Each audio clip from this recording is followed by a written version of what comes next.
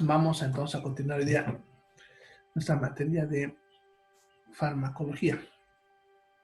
Bien, entonces continuaremos donde nos habíamos quedado. Ya habíamos quedado viendo farmacología del aparato cardiovascular. ¿Ya? Habíamos visto en la anterior clase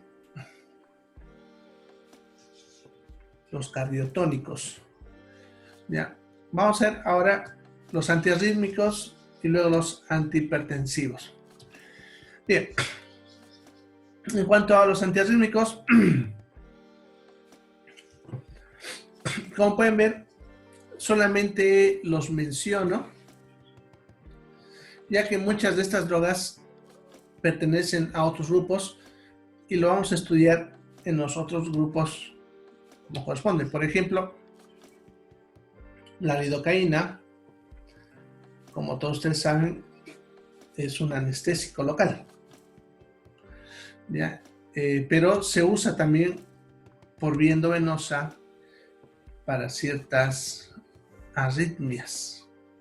Ya la quinidina, por ejemplo, es un antipalúdico, ¿ya? Así que vamos a estudiar con eso. La fenitoína es un anticonvulsivante y lo vamos a estudiar en ese lugar, ¿no? en ese tema. Ya, propanolol, metoprolol, sotalol, atenolol, esos también lo vamos a ver en este mismo tema porque son antihipertensivos. Ya, así que para no estar repitiendo, solamente acá los menciono.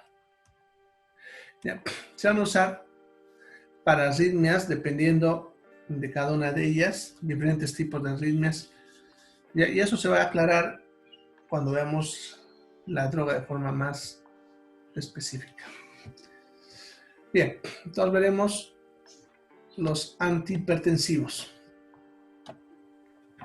Las drogas antihipertensivas son drogas que vamos a usar para bajar la presión arterial en pacientes hipertensos. ¿Ya? Son varios tipos, varios grupos, vamos a ver, y vamos a ir viendo grupo por grupo, y empezaremos con el grupo de los diuréticos. Bien, entonces los diuréticos son drogas que se usan para hacer que el paciente orine más de lo normal. ¿Ya? Eso haría que a nivel de la sangre se pierda agua, y al perder agua de la sangre disminuiríamos el volumen sanguíneo,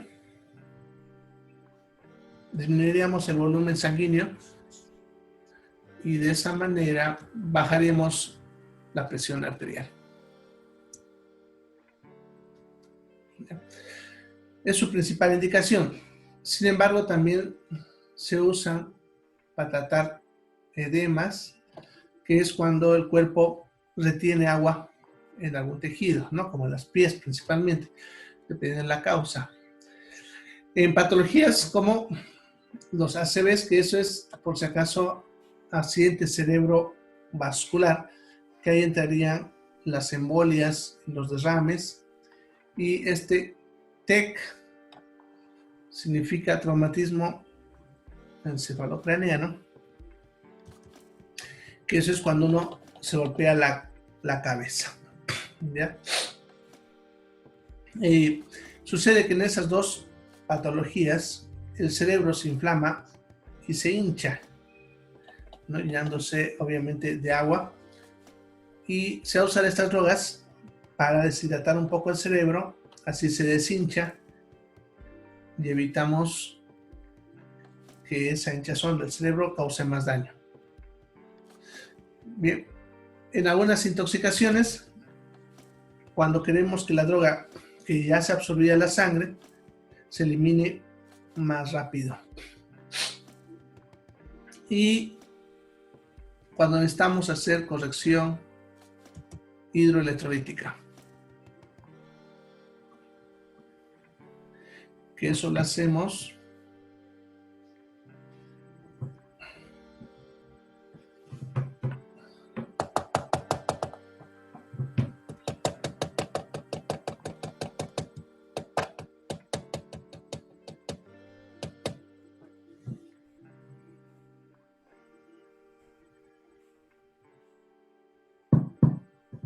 bien.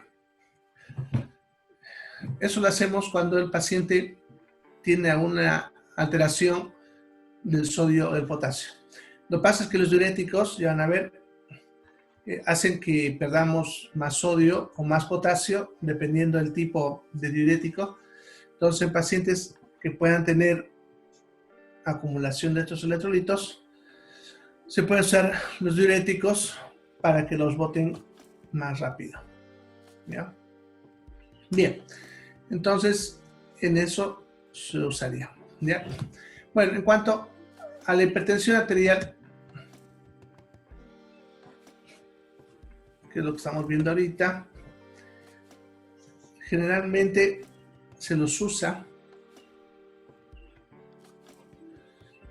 solamente cuando el paciente no responde al tratamiento de otras drogas que vamos a ver ahorita, o en casos de crisis hipertensivas que no responden a otras drogas.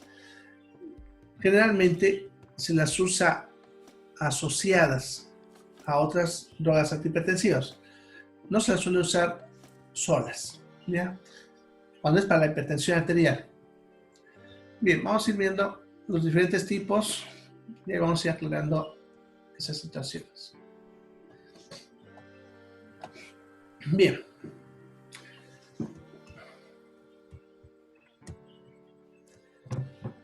Entonces, los diuréticos, como decía hace rato, pueden hacer que perdamos más potasio,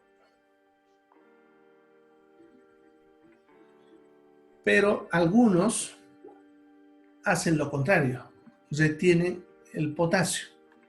Entonces los podemos agrupar en dos grupos, dependiendo si nos hacen perder potasio o si nos hacen acumular potasio. ¿Ya? Entonces vamos a dividir en ahorradores de potasio y no ahorradores de potasio. ¿Ya? Entonces, lo que está aquí en la imagen, con asterisco, es la espironolactona, la amilorida y el trietileno. Ya, esos tres son los ahorradores de potasio. ¿Ya? Entonces, esos tres harían que el cuerpo retenga el potasio, lo cual es útil en pacientes que tienen la tendencia a perder potasio por algún motivo. ¿Ya? Y no se debería usar, por lo tanto, en pacientes que tienen el potasio elevado. ¿Ya? Todos los demás harían que perdamos potasio, lo cual sería útil en pacientes que tienen el potasio elevado, ¿no? Y obviamente estaría contraindicado en pacientes que tienen la tendencia a tener su potasio bajo. Bien, lo que es la furosemida es el que más usamos en las emergencias hipertensivas. En pacientes que le hemos dado ya otras drogas y no responden, entonces le podemos colocar furosemida intramuscular o endovenosa. ¿Ya? La hidroclorotiazida es el que más se usa por vía oral asociado a otras drogas. Generalmente sabemos eso por el nombre comercial. Le aumentan una D al final del nombre. Ya, por ejemplo, el enalapril, que es una droga que vamos a hacer ahorita, ya, como nombre comercial, por ejemplo, tiene Lotrial, ya, Enalten, ¿ya? Pero cuando en la misma tableta viene hidroclorotiazida, se le aumenta la letra D, ¿no? Lotrial-D, Enalten-D. Y entonces, si ustedes ven que viene con la letra D, es que viene asociado a hidroclorotiazida. ¿Ya? El mannitol es el que más se usa para los accidentes cerebrovasculares o el traumatismo encefalocraneano. Ya, para lo que les mencionaba cuando es el cerebro. Ya, la teofilina, si bien es un diurético, ¿se acuerdan? Más es un broncodilatador, ¿no? Cuando oímos farmacología de aparato respiratorio. Y la cafeína también es un diurético, pero no lo solemos usar con ese fin, ¿ya? Pero está ahí porque lo pudiésemos usar en alguna circunstancia. ¿En qué casos no usaríamos los diuréticos? Los pacientes con hiperglicemia, como los pacientes diabéticos, que los diabéticos su glucosa se eleva, y a eso le llamamos hiperglicemia. En este tipo de pacientes no vamos a usar porque de por sí ya su sangre está más espesa porque tiene más glucosa y se ha deshidratado porque el paciente diabético orina bastante, entonces tiene ya de por sí un grado de deshidratación. Si nosotros damos esta droga, lo deshidrataríamos más y pudiésemos poner en riesgo al paciente. Entonces primero habría que compensar su glucosa, es decir, no usar el diurético.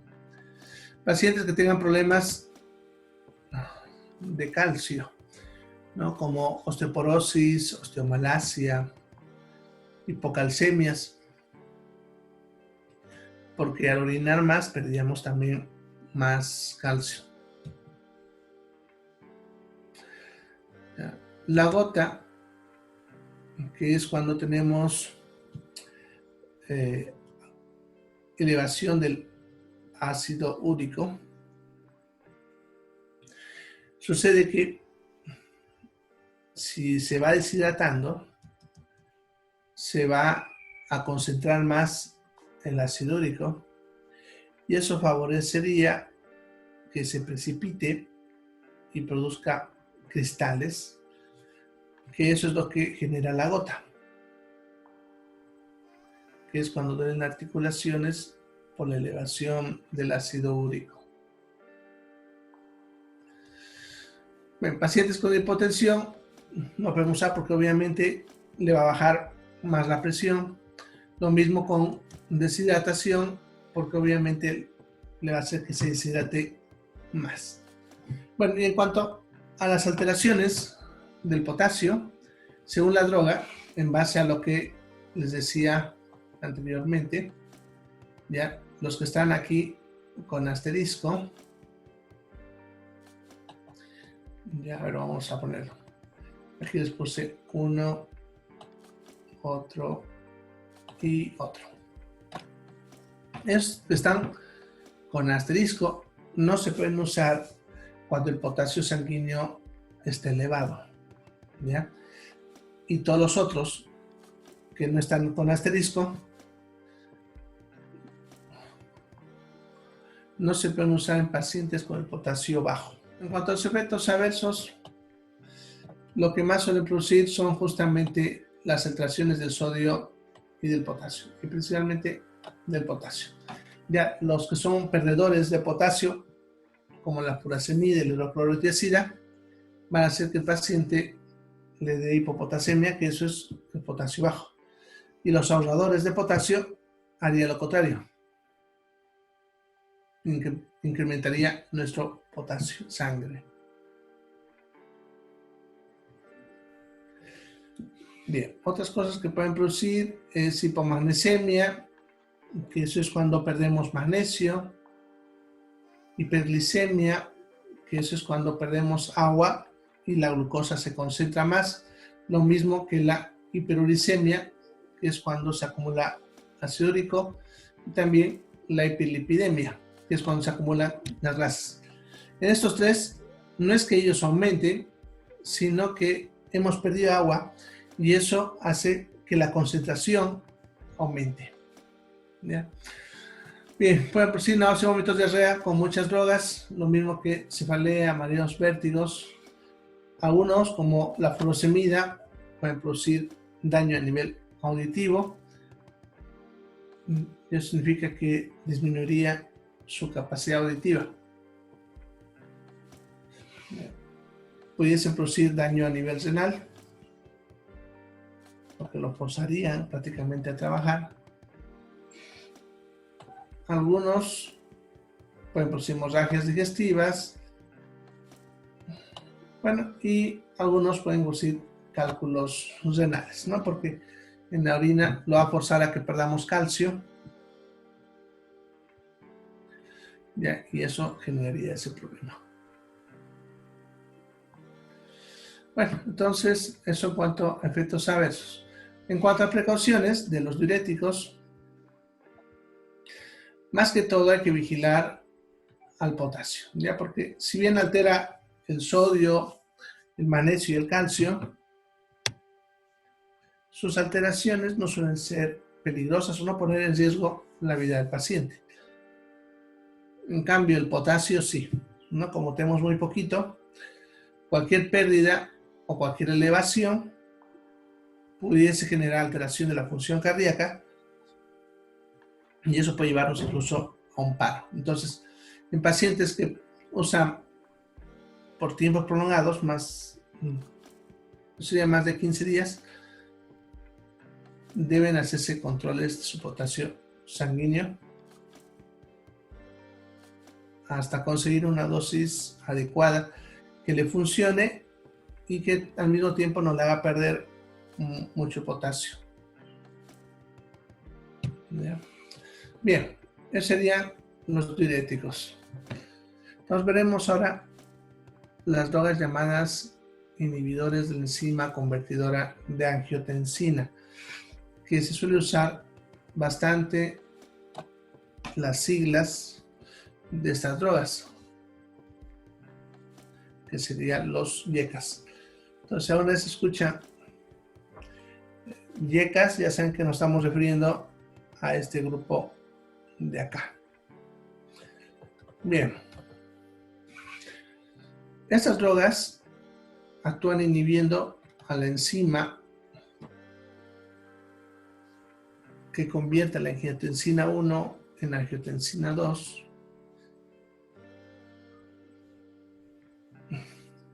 y que se encuentra en el pulmón.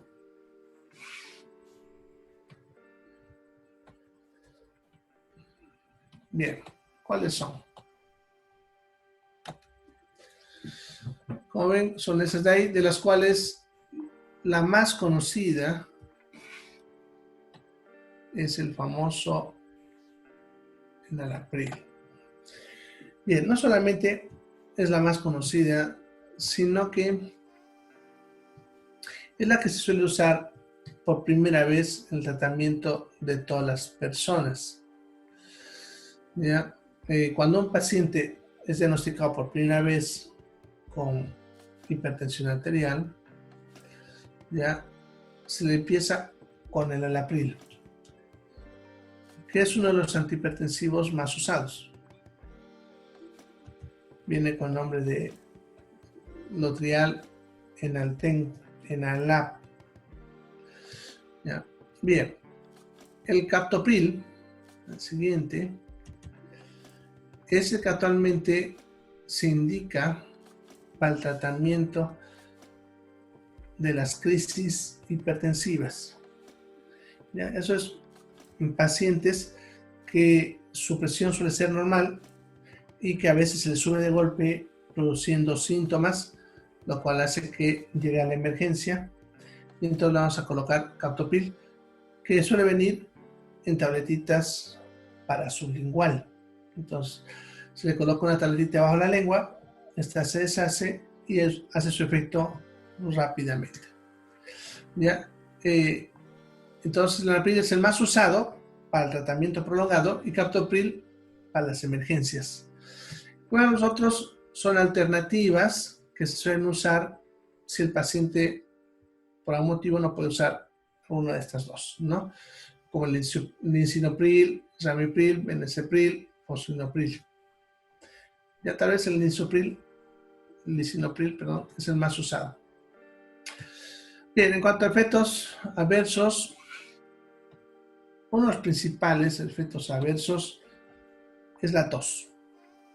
Y a algunos pacientes incluso hace que tengamos que cambiarle la droga porque les suele producir crisis de tos tan incómodas que los pacientes a veces no pueden estar tranquilos y necesitan cambiar la droga.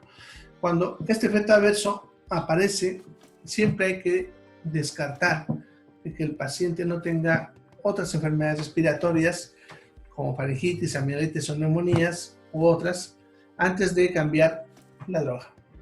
Cuando no hay que explique la tos, hay que sospechar que es la droga y en ese caso se procederá a cambiar por otro antihipertensivo de otras familias que vamos a ir viendo. Bien. Otros efectos están viendo cansancio, debilidad, mareo, cefalea. En cuanto al gusto, suelen referir que les hace sentir pérdida del gusto y algunos incluso dicen que sienten sabores metálicos. Bueno, como ven, las drogas no tienen contraindicaciones y sus efectos adversos, como están viendo, ninguno pone en riesgo la vida del paciente. Por ese motivo, lo que les mencionaba, que principalmente en el Lanapril son los que más usamos en pacientes que han sido diagnosticados por primera vez. Y solamente si no responde a esas drogas, le cambiamos alguna de las otras que hemos visto, o que vamos a ver, perdón. ¿Ya? Bien, ese sería entonces los YECAs. El siguiente grupo de drogas que vamos a ver serían los beta bloqueadores. Estas drogas actúan sobre unos receptores que se encuentran en el aparato cardiovascular que se llaman receptores beta.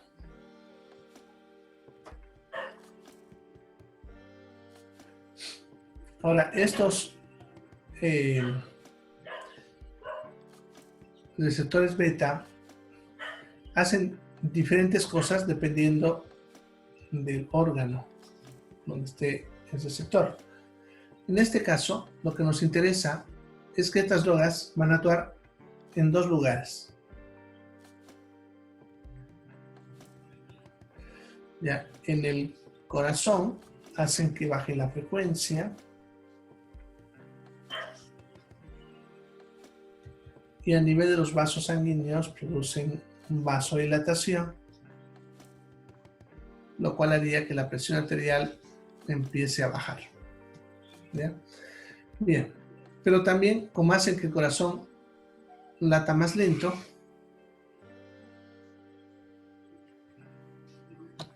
se usará en las taquicardias.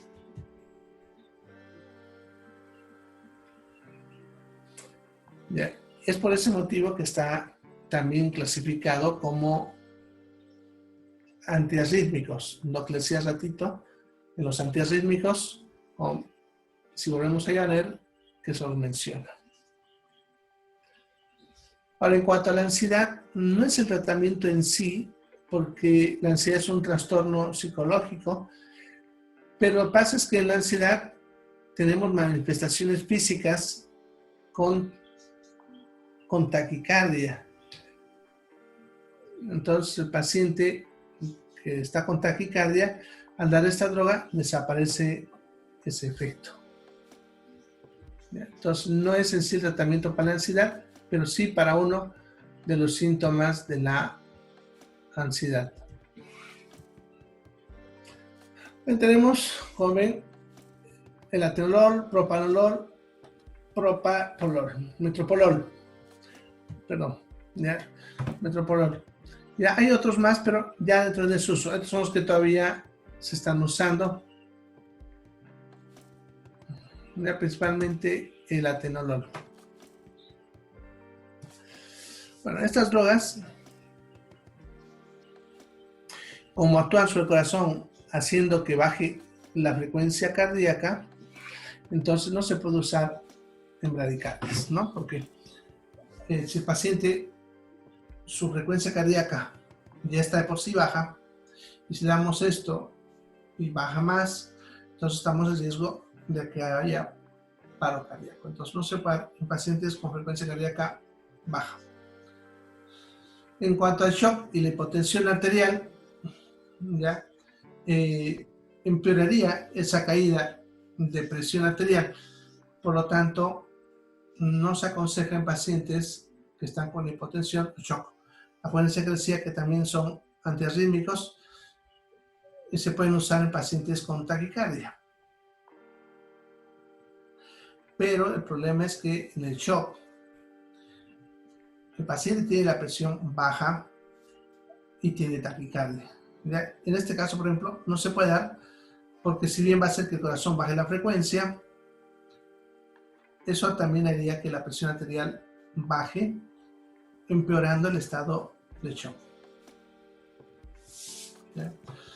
Bien, no se puede usar en pacientes que tengan trastornos graves de circulación, ¿no? Como varices severas, trombosis u otras circunstancias en las que sus vasos sanguíneos no están funcionando bien, como en pacientes diabéticos, por ejemplo, ya que empeoraría ese problema, haciendo que de repente el paciente empiece a presentar tejidos con isquemia e incluso pueden llegar a la necrosis.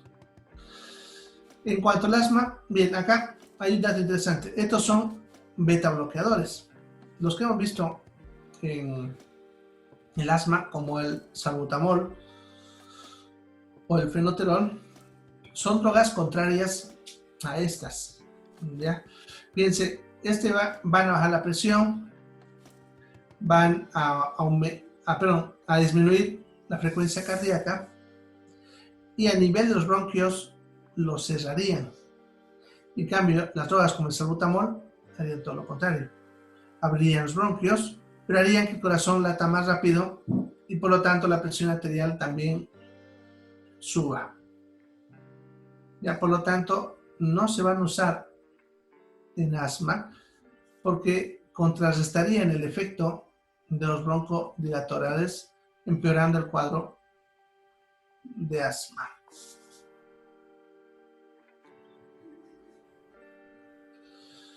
Bueno, también actúan a nivel metabólico, haciendo que el hígado bote menos glucosa hacia la sangre.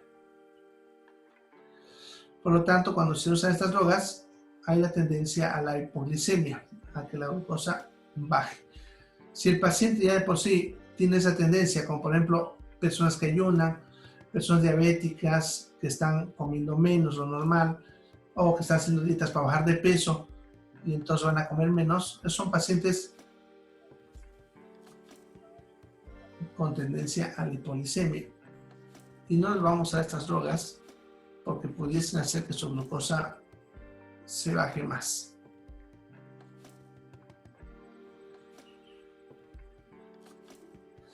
Bien, entonces en estos casos son sus contraindicaciones, ¿no? Los efectos adversos, lo que habíamos hablado anteriormente, producen bradicardia,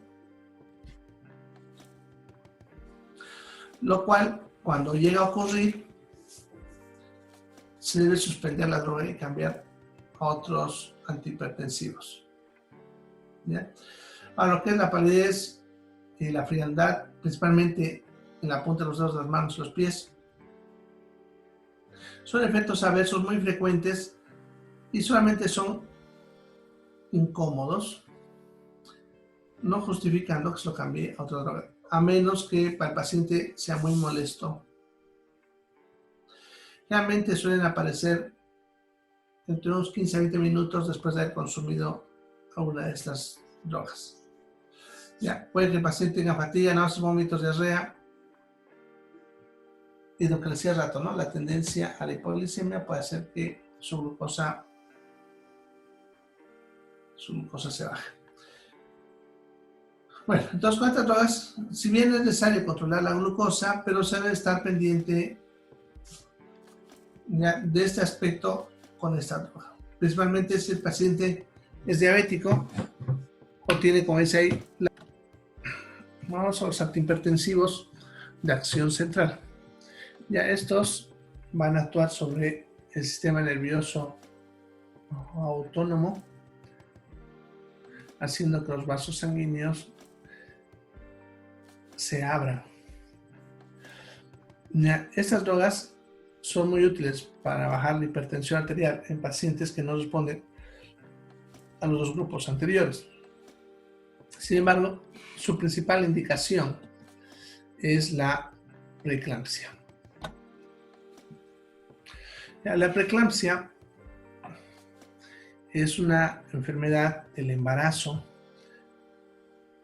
en la cual las mujeres embarazadas van a tener tendencia a que su presión arterial se le vaya subiendo y al mismo tiempo van a ir perdiendo proteína en la orina. ¿Ya? El problema de la preeclampsia es que cualquier rato se puede convertir en eclampsia. ¿Ya? Que la eclampsia sería lo mismo, hipertensión arterial más pérdida de proteínas, y ahí le aumentaríamos convulsiones. Entonces, cuando la mujer convulsiona, pues se le llama ya eclampsia. ¿Ya? El peligro de la eclampsia es que la paciente embarazada puede llegar a fallecer, ya que es difícil de controlar y puede dañar el cerebro tanto la madre como el niño. Y la solución en realidad a esta enfermedad es hacer que el niño nazca lo más rápidamente posible. Ya, sin embargo, mientras tanto, porque ustedes saben muy bien que no podemos tampoco sacarlo de golpe al niño en cualquier momento del embarazo, ya vamos a darle estas drogas, principalmente la alfametildopa, que viene con nombre de Aldomet.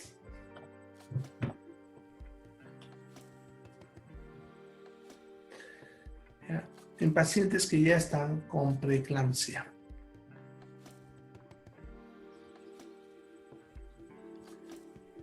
Bueno, ahora, ¿por qué se lo usa en la preeclampsia? La eclampsia, lo que pasa es que tiene también esta enfermedad un componente neurológico, por eso puede llegar a convulsionar.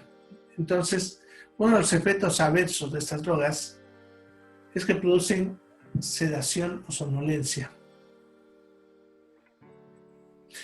En otras palabras, son depresores del sistema nervioso central. Eso haría que la probabilidad de que el paciente convulsione se reduzca, ya que al bajar la presión y a producir sedación, la probabilidad de que la paciente convulsione y le dé eclampsia es mínima. Bien, entonces, como decía, en este grupo está la clonidina y la alfametildopa, que es una de las que más usamos. Bien, en cuanto a las contraindicaciones,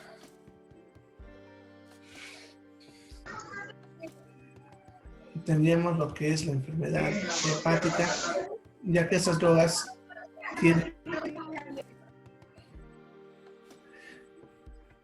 tienen eliminación por vía hepática. Ya, y no se usan en pacientes que toman antidepresivos. Ya, sucede que estas drogas suelen tener muchas drogas antagónicas o sinérgicas, dependiendo del tipo. En este caso, el efecto sería antagónico. ¿Ya? Eso haría que el paciente pare durmiendo de repente, ¿ya? Y eso empeoraría los cuadros, pero no ayudaría a bloquear, la droga, lo que haría que el paciente empeore su cuadro depresivo.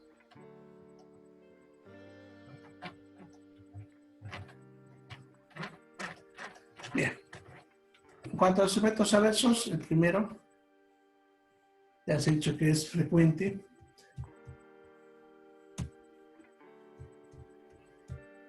Ya que sería la sedación.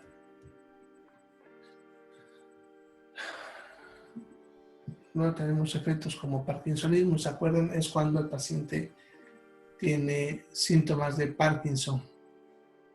Va a estar un poco confundido, ya su agudeza mental se reduce.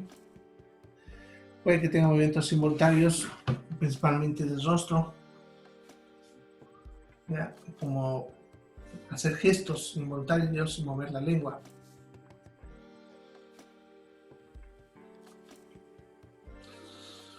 Otros efectos del meteorismo, por ejemplo, es cuando suena la barriga. No sé si ustedes han tenido eso, es como cuando uno tiene hambre, ¿ya?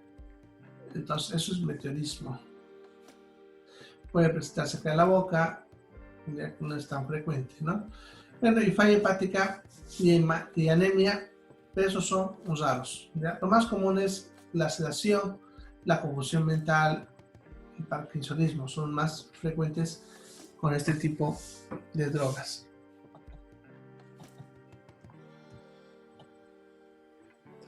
Bien, como producen somnolencia, entonces por eso está esa precaución ahí, ya que si el paciente está confundido o con somnolencia, se puede terminar accidentando. Bien, vamos a ver otro tipo de droga. Serían los antagonistas de la angiotensina.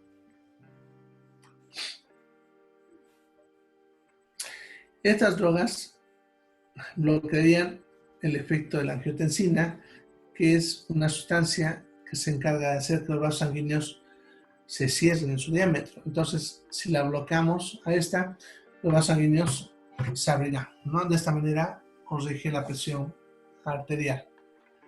¿Ya? Todos van a servir para bajar la presión arterial. Sin embargo, actualmente solamente se está usando uno, que es el famoso losartán. Que esto lo vamos a usar generalmente en segunda línea después del enalapril. Bien, ¿en qué caso usamos? Embarazo, porque puede tener malformaciones congénitas. Sin embargo, en lactancia no hay ningún problema porque no pasa a través de la leche o en cantidades muy pequeñas. Ya, en la diabetes, principalmente porque tiene tendencia a que hagan hipoglicemia, o sea, se les baje mucho. Ya, insuficiencia renal porque se elimina por riñón. Ya, entonces, en esos casos no usaríamos. Los efectos adversos también anemia, hipotensión, que es la caída de la presión arterial, puede haber falla renal, astenia, que es las ganas de no hacer nada, ¿no? Comúnmente le llamamos flojera, pero en este caso involuntaria. Podemos acumular mucho potasio porque altera la función renal y podemos tener caídas de glucosa, ¿no? La hipoglicemia. Bien, eso en cuanto a este grupo de drogas. Vámonos a otro. Bien, vamos a ver ahora los bloqueadores alfa. Estas drogas van a actuar directamente en los vasos sanguíneos produciendo vasodilatación. Tenemos dos, como ven, el prazosin y el doxazosin, los cuales el más usado es el prazosin y lo vamos a usar por vía endovenosa, principalmente a pacientes que no han respondido a las drogas que usamos en la crisis, como el captopril, losartán o el nifedipino, que vamos a ver ahorita, ¿ya? Y se usa por vía endovenosa, ¿ya? Prazosin, ¿ya? Es algo que siempre se maneja con cuidado en pacientes que no están respondiendo a otras terapias, ya que cuando vamos a pasar por vía endovenosa, muchas veces la caída de la presión puede ser brusca. Por lo tanto, solamente se usan en casos muy necesarios. ¿Ya? ¿Qué efectos adversos? Por si acaso, ven, no hay contraindicaciones, es porque no existe ninguna contraindicación todavía conocida. En cuanto a efectos adversos, puede producir cuadros de depresión nerviosa, ya lo cual puede incluso en algunos casos hacer que el paciente que no haya sido diagnosticado de depresión nerviosa, al consumir estas drogas, empeore su cuadro de depresión nerviosa, pudiendo en algunos casos incluso llegar al suicidio. Bien, otros efectos adversos: somnolencia, visión borrosa, vértigo, palpitaciones, constipación. Ya como ven, varios efectos adversos. Ya, la polaquiuria, que es uno que no escuchó seguro todavía. Polaquiuria es cuando el paciente orina varias veces, ya en frecuencia, más veces de lo normal. No se refiere a la cantidad, sino a la frecuencia. El paciente va más seguido al baño a querer orinar, y orina poquito o en algunos casos nada. Bien, en cuanto a los efectos adversos, produce depresión, mareos, somnolencia. Es un riesgo que un paciente que está tomando las drogas maneje movilidades o maquinaria peligrosa. Bien, entonces sería este grupo. Bien, entonces los bloqueadores de canales de calcio van a actuar directamente por los vasos sanguíneos. Ya, entonces, a producir la vasodilatación, eso suele generar que la presión arterial baje, ¿no? Por lo tanto, lo solemos usar principalmente para cuando hay crisis hipertensivas, ¿ya? Cuando la presión se sube de golpe en pacientes que normalmente están con la presión normal, ¿no? Y se sube de golpe. Bien, y también se usa para lo que es la angina de pecho. ¿Ya? Esto de la angina de pecho les voy a explicar ahorita cuando veamos otro tipo de drogas que se llaman antianginosos. ¿Ya? En ese grupo de drogas vamos a ver a qué se refiere la angina. ¿Ya? Bien, de estas drogas, las que se usan son esas tres que ven, de las cuales la más usada es la primera, el nifedipino. Incluso su nombre comercial es bien conocido con el nombre de Adalat. Ya, el nifedipino es el famoso Adalat. Ya viene en unas cápsulas de contenido líquido en la cual nosotros con una hojita le hacemos un agujero a la cápsula y eso se hace luego gotear gotitas debajo de la lengua. Así tiene un efecto más rápido y efectivo.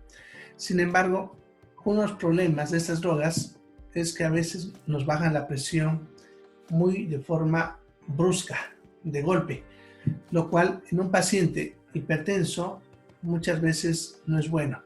Ya si lo bajamos de golpe y a veces esa caída haría que, podemos decir que de golpe el cerebro que estaba acostumbrado a mayor presión, ya se le reduce y el cerebro actuaría como si no le llegase sangre. Eso significa que el paciente incluso puede quedar inconsciente.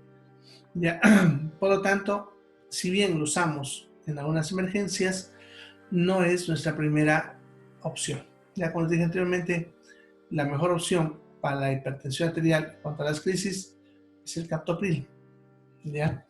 Y el nifedipino sería nuestra alternativa en casos de no encontrar captopril.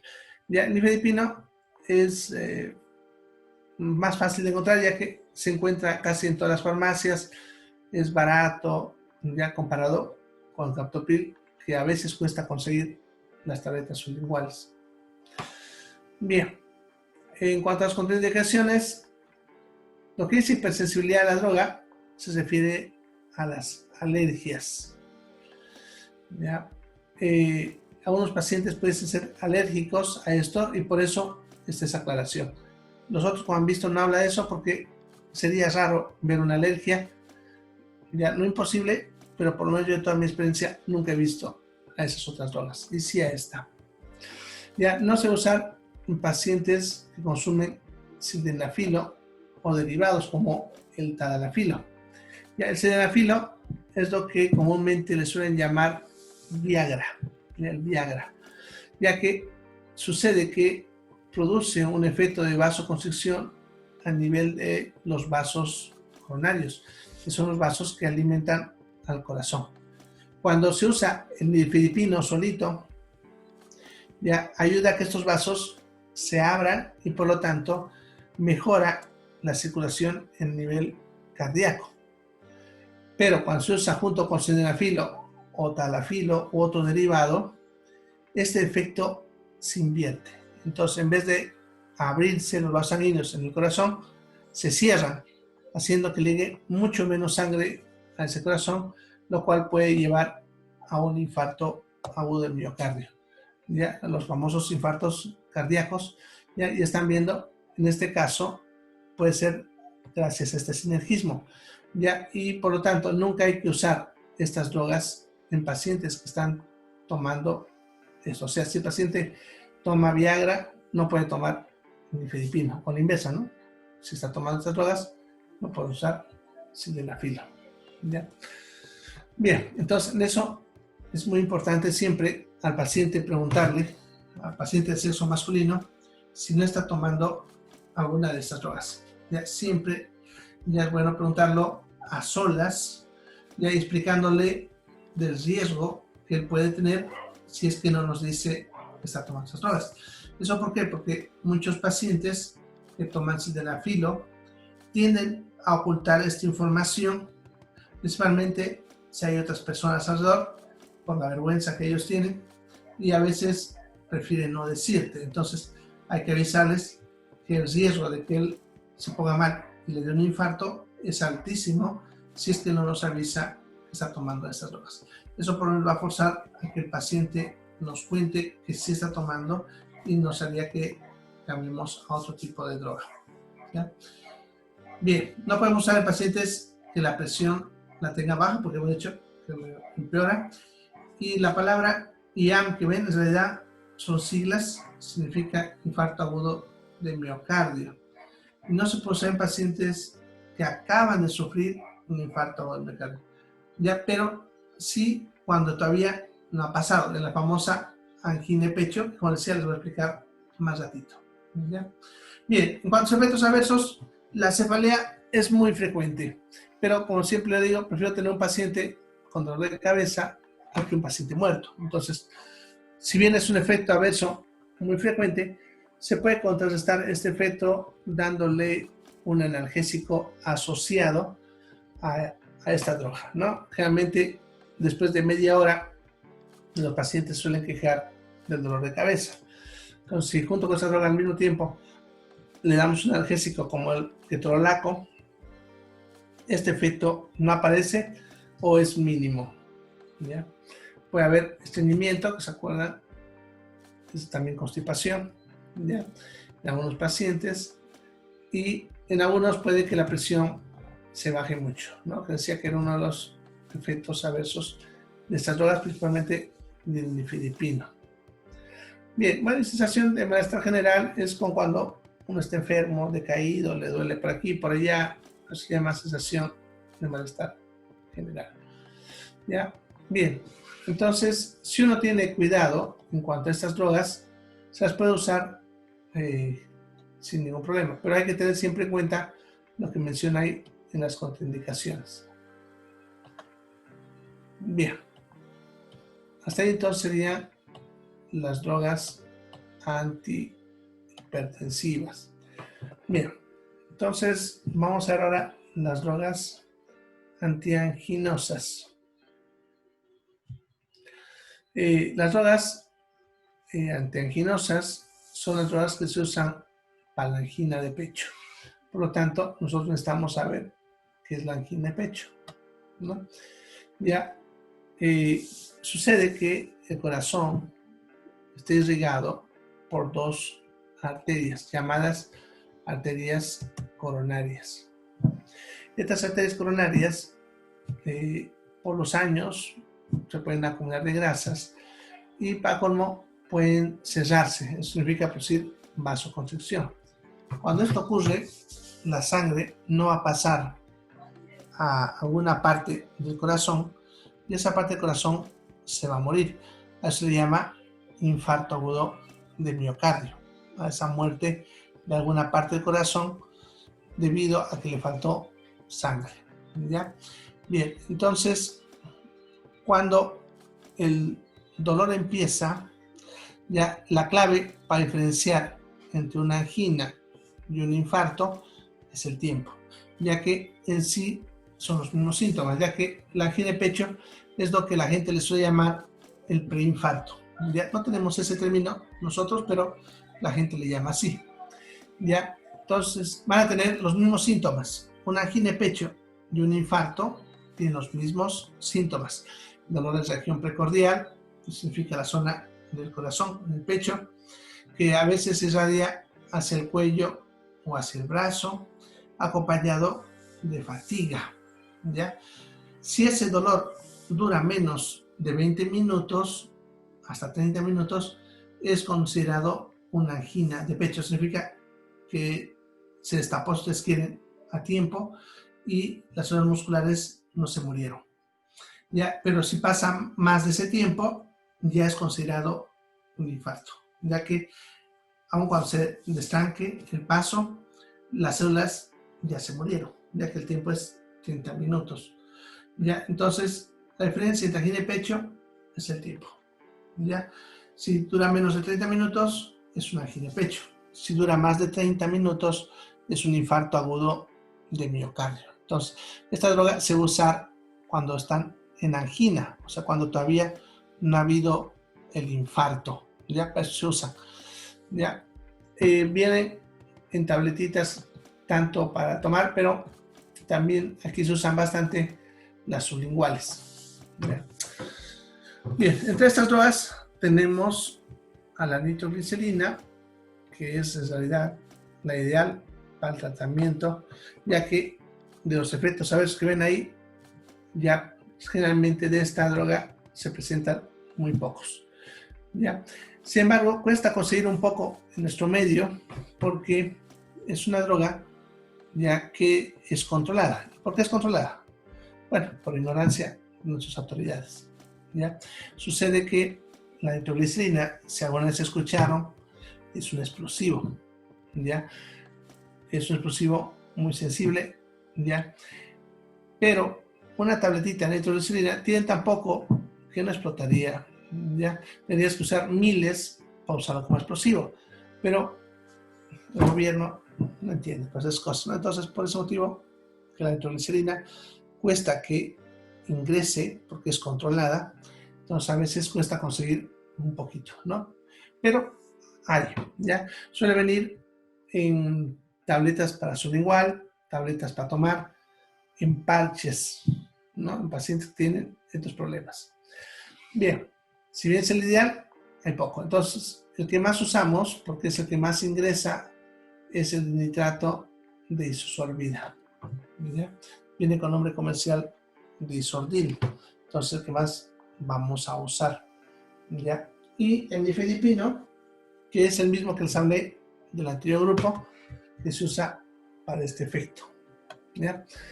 Bien, entonces estas drogas lo que harían es que el vaso sanguíneo que alimenta el corazón, que son las coronarias, se abra de tal manera comience a pasar sangre y por lo tanto no se llegue al infarto agudo del miocardio. ¿Ya? Bien, ¿en quiénes no vamos a usar? O baja la presión, obviamente no podemos usar en pacientes que tengan la presión baja. Pacientes con shock por el mismo motivo, traumatismo encefalocraniano, paciente cerebrovascular reciente, ya que se ha visto que en este tipo de pacientes no conviene bajar la presión arterial, ya que puede ser contraproducente para el tejido cerebral. Normalmente un paciente que acaba de sufrir un ACV, como una embolia, es normal que su presión tienda a subirse, ¿ya? Es más, eso ayuda a mantener al tejido cerebral lo más viable posible. Y si nosotros lo bajamos, pudiese ser que ese cerebro que estaba vivo ya empiece a sufrir, incluso muera, no trayendo problemas para el paciente. Entonces, por ese motivo está contraindicado en TEC y AVC recientes, ¿ya? Por lo menos de unos 2 o 3 meses de diferencia va a poder usarlo.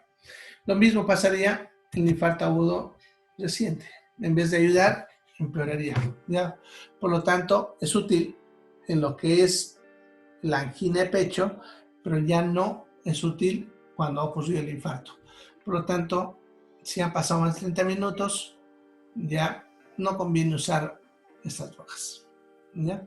Bueno, y como hemos visto, igual cuando hablamos del nifedipino, no se puede usar con sildenafilo o derivados, ¿ya?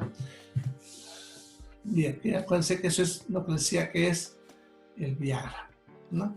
Bien, efectos adversos, dolor de cabeza, todos, principalmente el nitrato de isosorbida, suele producir un dolor muy intenso, por lo tanto siempre se suele asociar a otro tipo de drogas, ¿ya?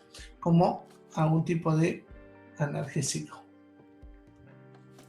Puede producir hipotensión ortostática, que eso es cuando el paciente, su presión se baja bruscamente cuando cambia de posición. Lo que pasa es que ten en cuenta que la sangre es líquida y va a tender a irse hacia lo más bajo. ¿Ya? A veces cuando nosotros cambiamos de posición de golpe, como al estar echados a estar sentados, eso hace que la sangre se baje hacia los pies. Pero en ese caso, normalmente nuestro corazón va a actuar rápido, haciendo que lata más rápido, y eso me mejoraría la presión. Y los vasos sanguíneos, los miembros, también se van a tender a cerrar para que así mantengamos la presión estable en el cerebro, ¿ya? Sin embargo, un paciente que está tomando estas drogas, al sentarse de golpe, ni el corazón ni los vasos sanguíneos responderían de forma adecuada, haciendo que se le baje su presión de forma brusca, lo cual puede generar que el paciente incluso quede inconsciente, ¿ya? O se desmaye después de cambiar de posición. Entonces, cuando están consumiendo estas drogas, siempre es bueno aconsejar al paciente que cuando se va a sentar o parar, nunca lo haga de golpe, ¿ya? Sino lentamente, para que así mantengamos ese estado de compensación que tiene el corazón y los vasos sanguíneos. Ya puede haber ruborización, que eso no es nada más que la cara que se va a poner roja, vértigos, debilidad, náuseas, vómitos, diarrea y, como ven, mareos, ¿ya? Entonces, ningún efecto adverso preocupante, y el único que se quedan bastante, como decía, es el dolor de cabeza. Pero es prefiero tener un paciente con dolor de cabeza, pero vivo, o sea que no le haya llegado a dar un infarto, a estar evitando estas drogas simplemente por el hecho de que le va a doler la cabeza. Bien, entonces para eso usaríamos este grupo de drogas. Y hasta ahí sería farmacología del aparato cardiovascular. Ya, luego vamos a ver antibióticos, ¿ya? Pero eso ya lo veremos mañana. Por hoy vamos a quedar acá. Bien, entonces nos vemos mañana, ¿ya? Se cuidan, chicos. Chao, chao.